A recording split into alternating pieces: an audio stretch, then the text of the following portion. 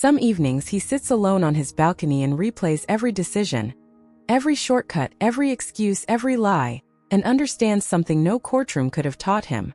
His greatest loss was never his position or his reputation. It was the trust of the people who once believed in him. And trust, once broken this thoroughly, isn't restored by explanations. Only by years of honest actions no one is required to notice.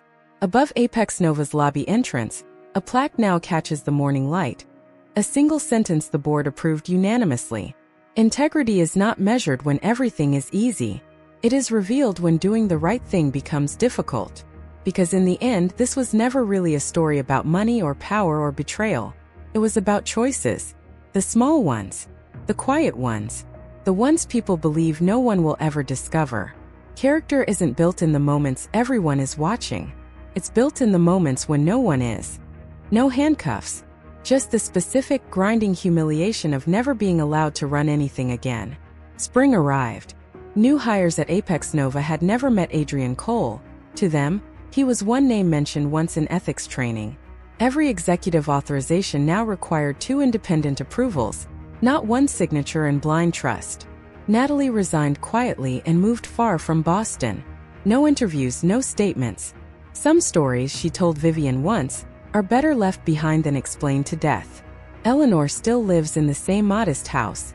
Asked once if her son deserved forgiveness, she said simply, "Forgiveness isn't something we give before responsibility. It's something we consider after it," and closed the door. Vivian never returned as CEO. She took the role of chair of the governance committee instead. Not the face of the company, but the one who makes sure the face answers to something. On her first day, she walked through the lobby where Adrian had once knelt with a ring in his hand. She paused for exactly 1 second. She didn't cry. For once, that wasn't a performance for anyone watching. It was simply true. A young trainee asked her months later, "After everything, how did you learn to trust people again?" Vivian looked out at the lobby below. Employees crossing, laughing, carrying coffee. Life continuing the way it always does. "I didn't start by trusting other people again," she said. "I started by asking why I'd made myself so easy to lie to for 15 years. That's the harder question. It doesn't have a villain in it. Just me, finally choosing to look." Adrian lives now in a small rented apartment, 2 neighborhoods from the penthouse he once bought with money that was never his. He visits his mother every Sunday, Vivian knows because Eleanor still tells her. Out of some quiet loyalty to both of them she has stopped trying to talk her out of. Vivian doesn't wish him ruin. She also doesn't call. Silence. Not dramatic. Just final. "Mrs. Hayes," the chairman continued, "the board would like to acknowledge that your cooperation throughout this process has been professional, measured, and focused on protecting the company rather than personal interests." "Thank you," she said. Nothing more. She had never wanted applause. Only the truth, documented so no one could argue with it later. When the room finally emptied, only Adrian and Vivian remained. "I don't expect forgiveness," he said. "You shouldn't. I kept telling myself I was protecting everything we built." "No," she said. "You were protecting the version of yourself that couldn't admit it needed help. I loved you. I believe you," she said, and meant it, which made it harder, not easier. That's what makes this so tragic. You can love someone and still betray them. You can build something extraordinary and still destroy it, one decision at a time. "I don't know when I became this person. I don't think it happened all at once," she said. "You spent years hiding broken pieces. Eventually there were too many to hide." She stood, walked to the door, and stopped without turning around. "I hope one day you stop explaining your choices and start accepting them." Then she left. "I'd like this to be the part where Adrian goes to prison and everything closes cleanly. It doesn't work that way, and the truth is more useful than the fantasy would have been." The SEC's inquiry took 4 more months. Adrian never faced criminal charges. Proving intent beyond reasonable doubt is a far higher bar than proving fraud existed, and his attorneys negotiated accordingly. But the settlement was still the heaviest thing that ever happened to him. A permanent bar from ever serving as an officer or director of any public company again. Full repayment of the $2.84 million, plus civil penalties. A formal fraud finding on the public record. The kind that surfaces every time anyone searches his name for the rest of his life. Attached was a handwritten list of every hidden account, matching everything investigators had already found. One line was new. A Swiss asset administration firm, its internal file quietly describing Apex Nova funds as part of an expansion program. No board minutes ever recorded and no shareholder ever approved. When the board asked whether the audit should expand into Eleanor's personal finances, Vivian said no. She raised him alone and worked 2 jobs to keep him in school. If he hid something behind her name, that's his failure, not hers. It was the one place in the whole investigation where she chose mercy over completeness. She never regretted it. Before Eleanor left that day, she paused at the door and said something that stayed with Vivian for months afterward. "He always hated disappointing people," she said quietly. "When he was a boy, if he broke something, he'd hide the pieces. He believed if nobody saw the broken glass, it wasn't really broken." She smiled sadly and let herself out. Switzerland's regulator confirmed the firm itself was legitimate. But the undisclosed related party transactions were not. $2.84 million routed through 4 unreported shell entities. A mandatory disclosure to the SEC was now unavoidable. At 3 o'clock, the board convened one final time. This board, the chairman began, has reviewed the preliminary findings, the forensic reports, and the recommendations of independent investigators. As always, our responsibility is to protect this company, its employees, its shareholders, and the integrity of its governance. He turned to Adrian. The investigation is still ongoing. No final legal conclusions have been reached. However, the evidence currently available demonstrates serious failures of executive judgment and conduct inconsistent with the responsibilities of a chief executive officer. Effective immediately, you are removed from the position of Chief Executive Officer of Apex Nova. 37 documents over 5 years were pulled and re-examined. 32 came back clean. 5 carried the exact same hesitation, the exact same break. If these were forged, Melissa said, they were almost certainly forged by the same person. Then came the footage, 4 years old, never erased because the disaster recovery system kept it by default. A timestamp. 9:47 p.m. Adrian alone, entering the records room carrying a thick folder. 7 minutes later, he left with a visibly thinner one. No one else came in that night. The signatures appeared on file the next morning. 1 letter. 1 recording. 1 offshore account no one was ever supposed to find. By tomorrow, this stops being a story about a broken marriage and becomes a case file the Securities and Exchange Commission opens before the month is out. Adrian's mother, Eleanor, arrived in a simple gray coat, an old wedding band on a chain around her neck. Daniel placed trust documents in front of her, a family trust listing her as sole beneficiary, worth far more than her modest pension. "I've never seen these," she said. "I've never received a cent." Every banking record confirmed it. Before leaving, she pulled a faded envelope from her handbag. "My son asked me to keep this years ago. He only said, if anyone ever asks questions about the company, give them this." On the front, in Adrian's handwriting, "Open only if everything falls apart." Inside, a letter. "If you're reading this, then everything I tried to protect has finally fallen apart. When Apex Nova was struggling, I convinced myself temporary decisions weren't really dishonest, only necessary. One shortcut became another. Eventually I stopped noticing the difference. If you're expecting me to blame Vivian, don't. She signed thousands of documents honestly. The ones she never saw are my responsibility." Deleted email chains were restored from backup. Corporate records called the payments executive housing and client entertainment. Adrian's private spreadsheet called them what they actually were: apartment, renovation, Natalie parking. He wasn't just hiding the apartment, one investigator said. He renamed the expenses. The money trail led further, from the shell company through a second shell, then a third, finally landing in a private investment account controlled personally by Adrian. Total over 4 years, $2.84 million in disguised corporate funds, some of it drawn from a $6.4 million infrastructure expansion that, as far as any record showed, had never been built. Travel logs told their own story. Board meeting Chicago was actually Miami. Investor conference Seattle was Aspen. Again and again the calendar said one place. The jet set another. We're not investigating an affair anymore, Daniel said. We're investigating where the money went. Executive access logs told the rest of it. Natalie's name appeared beside Adrian's far more often than business hours could explain. Most visits after 9 at night, several past midnight. Piece by piece, an entirely different calendar was emerging underneath the official one. A second life quietly built and carefully hidden, funded by money that was never his to spend. The $6.4 million authorization required 2 signatures. Adrian's and one that should have been Vivian's. Under magnification, forensic examiner Melissa Grant found something wrong. Not the shape of the signature, but the spacing.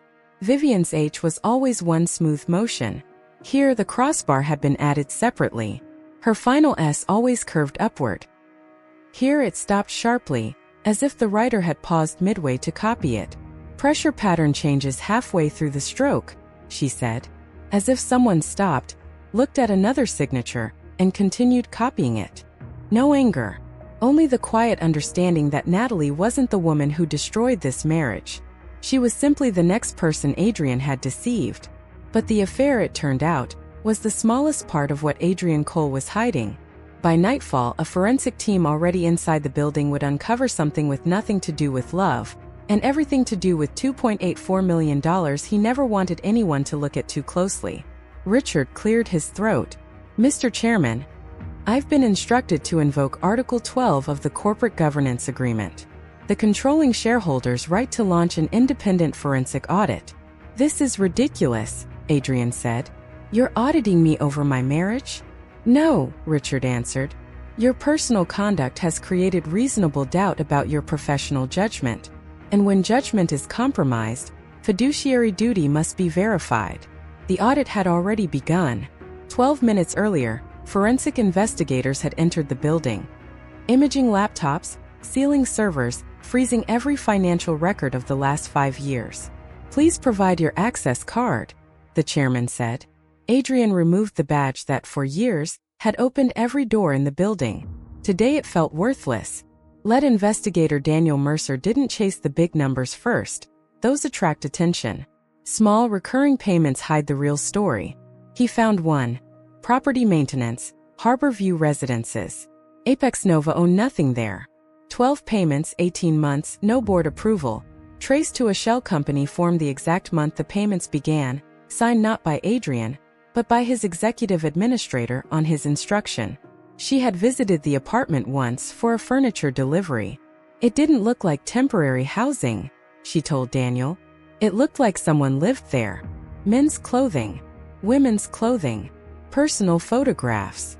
Would someone explain, the chairman said, why our majority shareholder has just declared a loss of confidence in this company's leadership? Then general counsel placed something else in front of him. A legal notice preserving every executive record for the past 5 years. 5 years. Adrian's pulse spiked.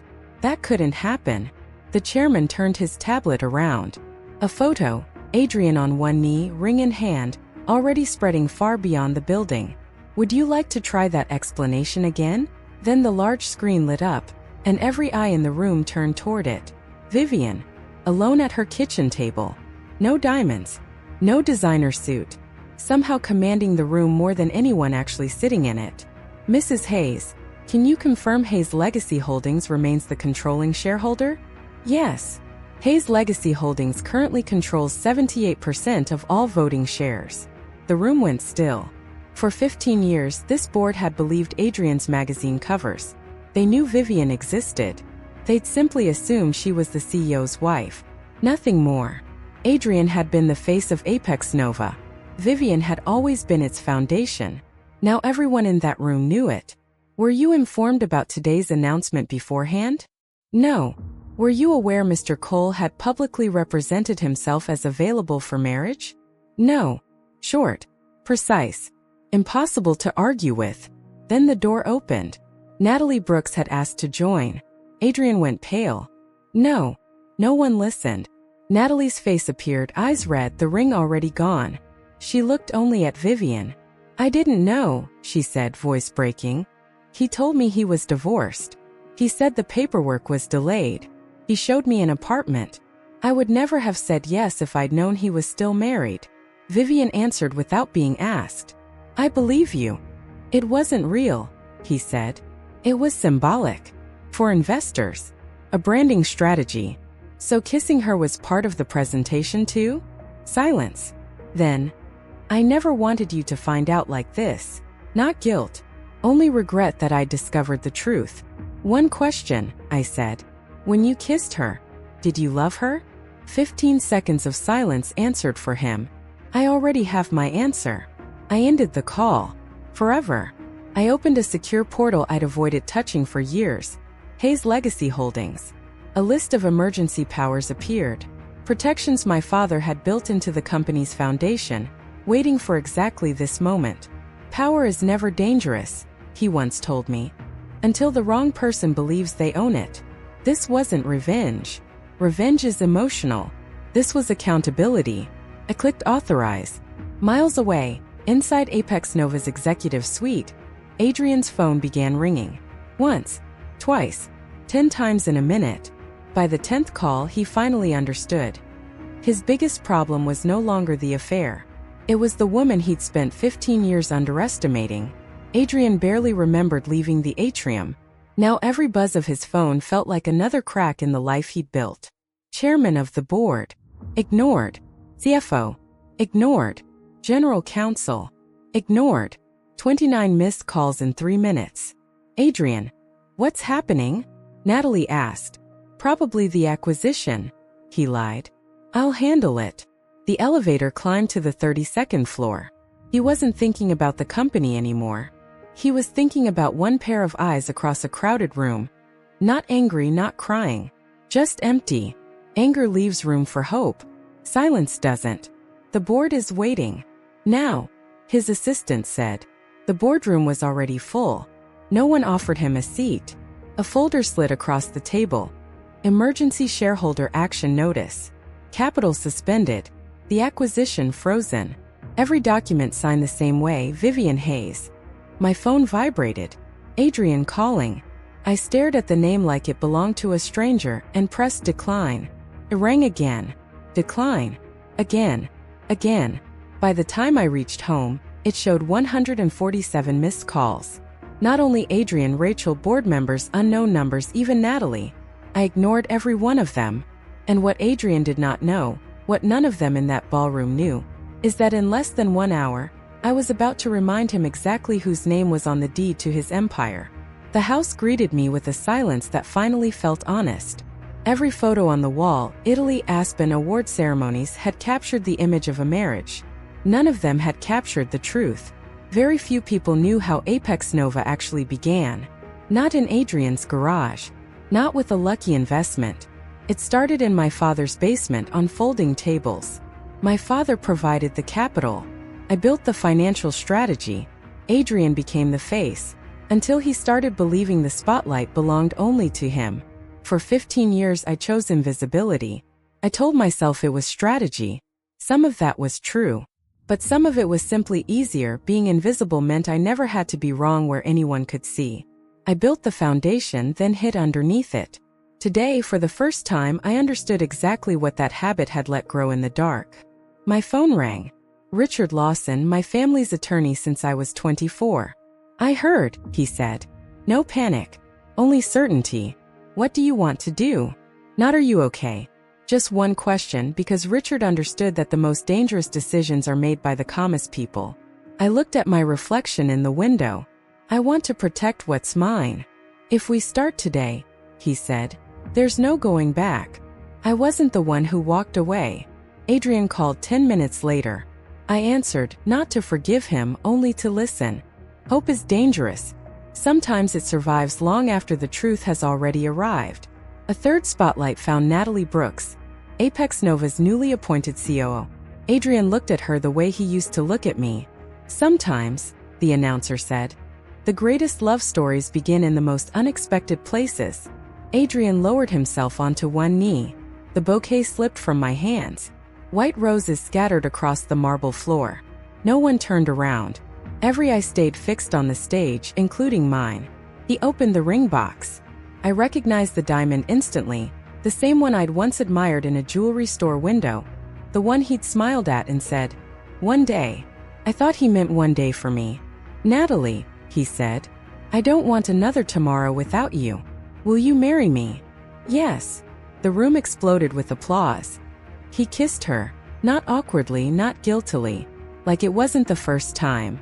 Then he opened his eyes, and across a room full of cheering strangers, he found mine. His smile vanished. For the first time that afternoon, he looked afraid. He didn't run to me. He didn't say my name. He just stood there frozen, holding another woman's hand, while Natalie smiled politely at me, the way you smile at a stranger. She had no idea who I was. That hurt more than the proposal itself. Adrian hadn't just betrayed me. He had erased me from his life, his company, his story. I picked up the unopened letter from the floor and walked out. I didn't scream. I didn't cry. I have spent most of my life mistaking silence for strength. This would not be the last time that habit cost me something. The elevator doors closed behind me, and the applause disappeared with them. I don't remember walking to my car. I only remember sitting behind the wheel of my Range Rover, the bouquet resting on the passenger seat, a few white petals scattered across the leather, just like everything else I thought I still had. "White means forever," he once whispered, tucking one behind my ear. Sometimes memories are dangerous. They convince you the past is still alive long after it's gone. Next was the travel agency, and a cream envelope holding 2 first-class tickets to Santorini, 7 nights, a private villa over the Aegean. Years ago we'd promised each other that if the company ever succeeded, we'd disappear together for 1 week a year. Life got busy. The promise quietly disappeared with it. Today I plan to bring it back. At home I laid it all across the dining table. The roses, the tickets, a velvet box with the watch he'd admired months earlier, and finally a blank sheet of stationery. Some words deserve ink, not a text message. I wrote about our first apartment, our late-night pizza dinners, the tiny office where we once dreamed about building something that could change lives. I wrote about the version of Adrian the world had never met, not the CEO, not the headline, just the man I fell in love with. I ended it with, "Let's find each other again." I had no idea those would become the saddest words I'd ever write. At 11:20 a.m., I pulled into Apex Nova Technologies headquarters. 32 floors of glass and steel. Employees hurried in, unusually excited for an ordinary Tuesday. I smiled. Maybe Adrian had planned another surprise event. That sounded like him. The lobby told a different story. Thousands of white flowers, golden lights, a string quartet, a massive screen glowing with 3 words, "A new beginning." This wasn't a company event. It looked like a wedding. I found Rachel, Adrian's assistant of 7 years. The second she saw me, the color drained from her face. "I'm sorry," she whispered, and vanished into the crowd before I could ask why. The lights dimmed. A spotlight found the stage. And then a second spotlight found Adrian. Navy suit, silver tie, the anniversary watch I gave him. For one brief, foolish second, I let myself hope this was for us. I spent $18,000 trying to save my marriage. 24 white roses. A handwritten letter. First-class tickets to Santorini. 7 days away from the meetings, the investors, the silence that had grown between us. I believed one unforgettable day could help us find each other again. I couldn't have been more wrong. Because less than 6 hours later, I would walk into my husband's company headquarters and watch him get down on one knee for another woman. What he didn't know was that the company he believed belonged to him actually belonged to me. And by the end of that day, he wouldn't just lose his marriage. He would lose everything. Stay with me because the last 20 minutes of this story are not what you think they are. The alarm rang at 5:30 that morning.